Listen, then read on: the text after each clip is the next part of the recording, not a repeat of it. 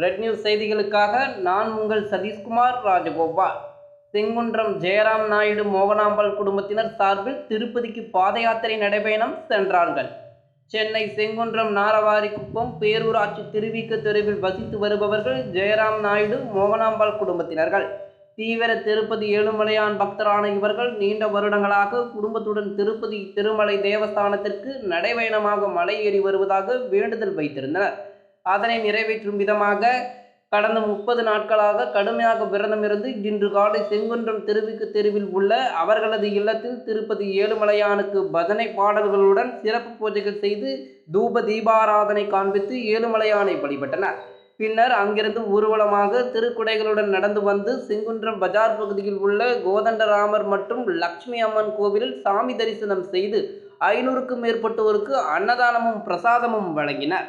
இதில் 100க்கும் மேற்பட்ட ஜெயராம் நாயுடு மோகனாம்பாள் குடும்பத்தை சேர்ந்த ஆண்கள், பெண்கள், குழந்தைகள் என ஒரே குடும்பத்தை சேர்ந்த 100க்கும் மேற்பட்டோர் தங்கள் நேர்த்திக் கடனை செலுத்தி திருப்பதி திருமலைக்கு நடைபயணத்தை தொடர்ந்தனர்.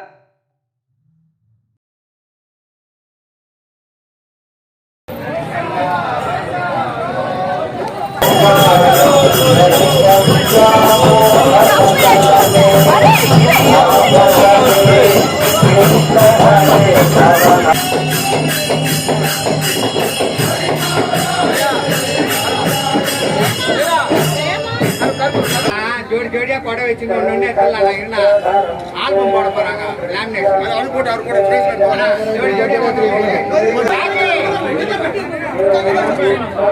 பாருங்க ராஜனா